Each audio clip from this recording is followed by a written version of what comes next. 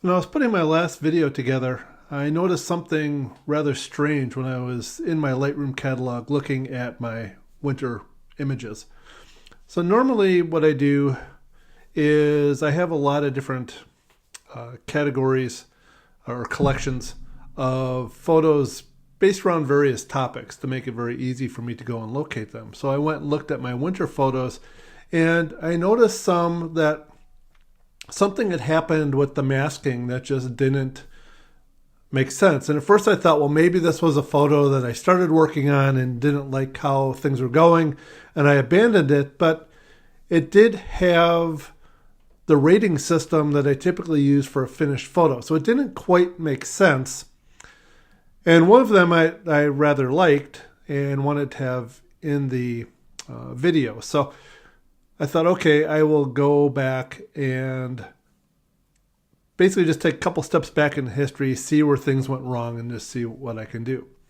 So let me show you what it was that I encountered and what had actually happened, because I think this is something other people will probably encounter as well. And if it does happen to you, you'll see there is a very easy fix for it, even though at first you'll look at this and maybe have a little bit of panic like I did as to what happened to my photos and basically what did Lightroom do to it.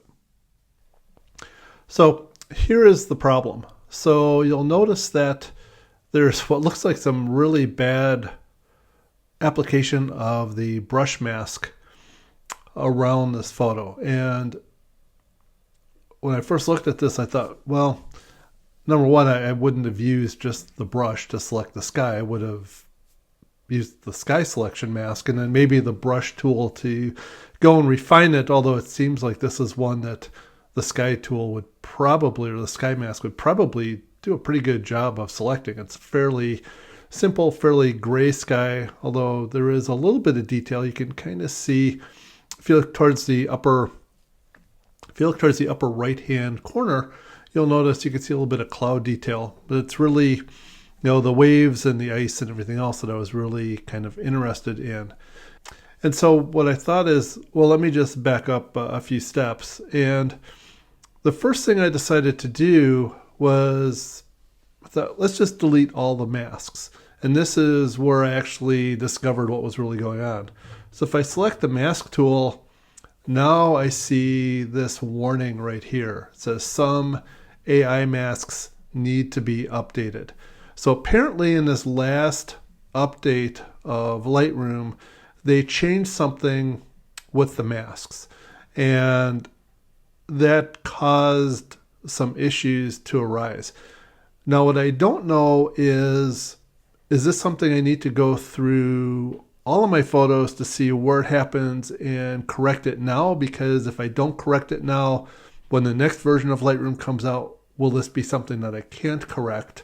Or is this something that just as I find them, I can go and correct them? So I think that's the approach that I'm going to use with these. But if I hit update all,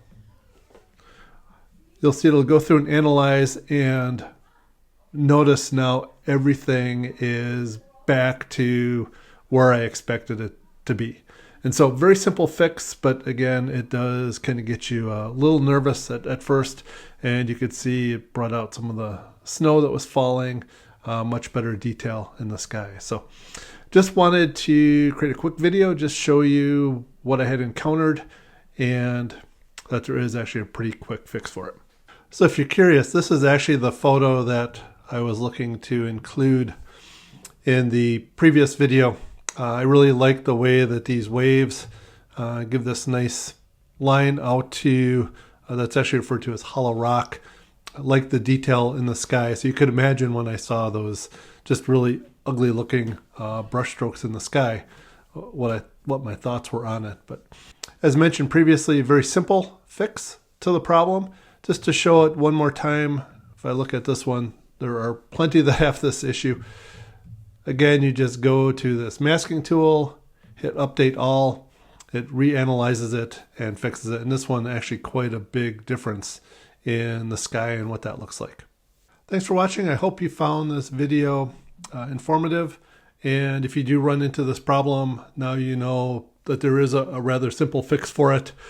And I suspect with a lot of these AI tools that Adobe is adding that these kinds of things will probably be pretty common as you go from one update to another as algorithms change and all that.